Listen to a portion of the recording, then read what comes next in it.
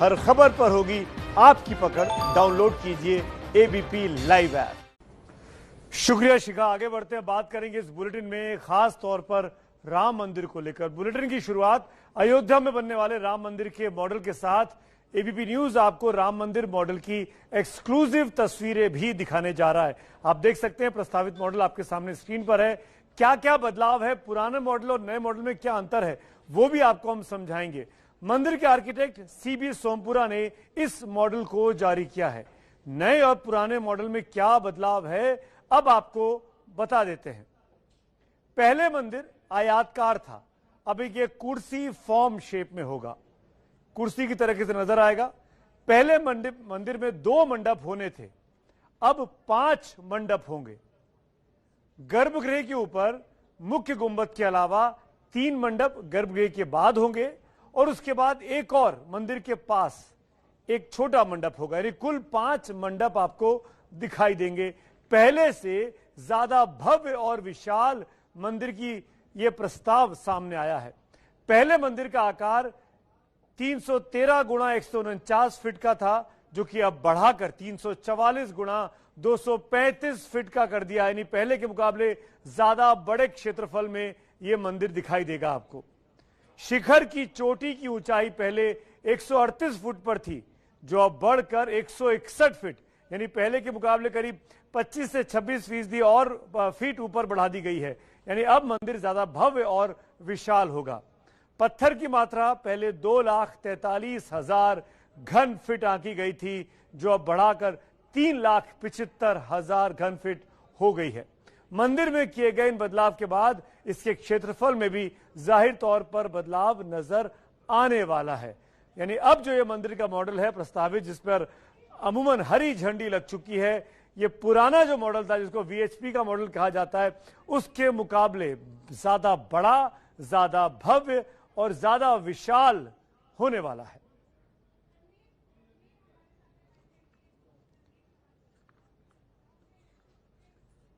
इसी मुद्दे पर बात करेंगे मेरे सहयोगी रणवीर से, जो इस वक्त हमारे साथ सीधे जुड़ गए हैं। रणवीर, जो पुराना मॉडल था और जो नया प्रस्तावित मॉडल है, इसमें काफी बदलाव नजर आ रहा है। इसकी जरूरत क्यों पड़ी? क्यों इस मंदिर में इतने हद तक बदलाव किए गए? ज्यादा बड़ा साइज, ज्यादा बड़े पत्थर, ज्यादा बड़ा क्षेत्रफल, इसकी जरूरत क्यों लगती है? देखिए, सुप्रीम कोर्ट के जजमेंट के ठीक बाद से जब ये तय हो गया कि राम मंदिर बनना है, सभी साधु संतों की मांग थी कि राम मंदिर भव्य से भव्य बने और इतना बड़ा बने कि पूरे देश में इतना बड़ा कोई मंदिर ना हो। कोशिश इसकी थी और इसी के तहत जो एल&टी कंपनी है, इस एल&टी कंपनी को काम दिया गया और जमीन के अंदर खुदाई करके पहले सॉइल टेस्टिंग कराई गई। सॉइल टेस्टिंग करके जमीन में सिस्मिक जोन होने की वजह से कितनी क्षमता है, वो जमीन कितना भार सह सकती है, इसके आधार पर एक नया मॉडल तैयार किया गया। ये लगभग वीएचपी के मॉडल जैसा ही दिखेगा, लेकिन दिव्य आकार देने के लिए जो पहले हाइट थी वो 138 फीट की थी, जिसको बढ़ा करके 161 फीट किया गया। कोशिश थी इसको और ज्यादा बढ़ाया जाए, लेकिन जमीन की क्षमता के मुताबिक इसको 161 फीट पे सीमित करना पड़ा।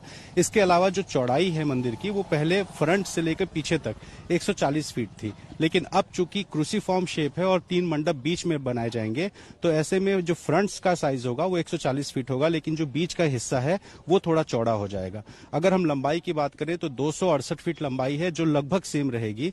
और इसके अलावा जो पूरा ओवरऑल मंदिर का जो क्षेत्रफल है वो करीब 52,000 स्क्वायर फीट का होगा।